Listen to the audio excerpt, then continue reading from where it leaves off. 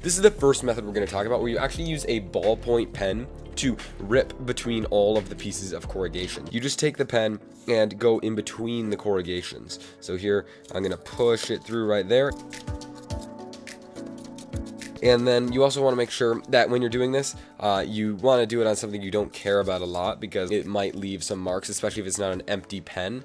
And then also, oftentimes you don't get quite all the way through, so you'll end up with these little connections at the edge, and that really messes with the fold being nice and smooth all the way around. So you want to make sure you clean those up as well. And it can go convex and concave curves, so you can curve it around a groove just like this, and you can also take it around in this direction, and that works really well. It doesn't work amazingly for like really small radii. I mean, it's still okay, but I think there are some better methods for that. It also is really ugly on one side. With all these rips, you don't really want that showing. If you have to see both sides of whatever you're making, then this probably isn't the method to use. So for this next one, we have to separate the fluting. So we're going to cut between all the pieces of fluting to get this nice kind of curve with all those little separate pieces on it. So to do this, you have to carefully look for all the flutings, and you could do this in a couple ways. I really like marking it down this way because it's easy to see from the top, and then I can go by and cut between all of them. And then what you're going to do is cut all the way down, and then that's going to give you that separation that we want.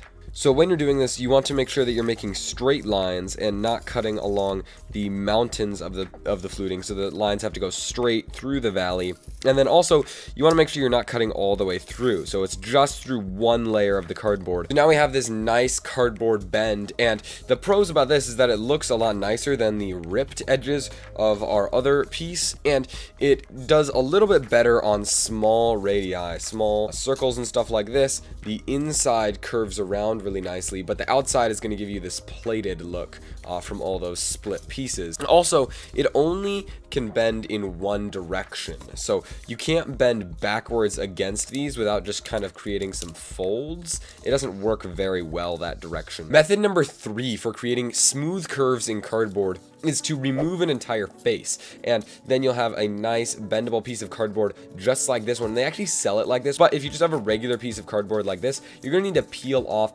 one of the pieces of paper from one of the sides.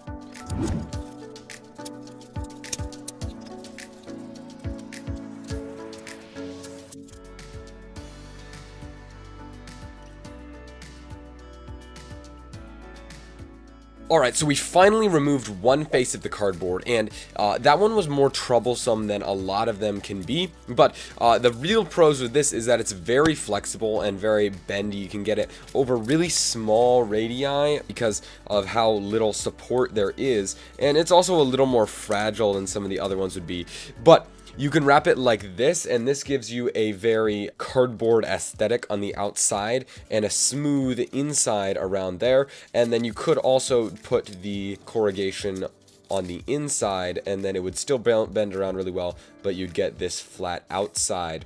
And the inside does look a little funny though, with all these ridges touching this, and there's like those gaps in there. And now my fourth method for creating smooth cardboard curves is to actually just use paper, and this could be the paper that you've ripped off of your one face of cardboard. So if I rip this off of here, boom, now I have a piece of paper. Or you could just use ordinary construction paper or like cardstock and use this to create a nice cardboard round shape. And if you rip it off of cardboard, then it's going to look just like cardboard, and nobody's going to know the difference. So the thing is, it is very weak, so we were just learning how to bend with the grain. So like here, if I'm bending, it tends to want to bend along these corrugations because that's just easier for the cardboard to bend and collapse in that direction. But what if it is not with the grain, and you have a piece of cardboard where the grain is going all the way down, and you want to bend it along that axis? So here, there are a few ways to do this. They don't usually turn out quite as nicely. The simplest way is to simply crush one of the faces. So if you take your thumbs, is what I like to do, and crush down an entire face of the cardboard so that now it's able to bend while still having both sides of the cardboard. It's pretty strong and also pretty a pretty fast way to bend the cardboard. That does work, but it's not super great, and it kind of looks wrinkly. So now what we're gonna do is we are going to split the cardboard again. All you have to do for this one is take your knife and be sure to cut through only 2 layers of the cardboard. So I'm cutting through the top layer and the corrugation in the middle. Then what I kind of have to do is take the cardboard and bend it back. I recommend spacing these out far enough that you get support in the middle, but not too far apart. So my kind of rule of thumb is I keep it the same spacing as the corrugation.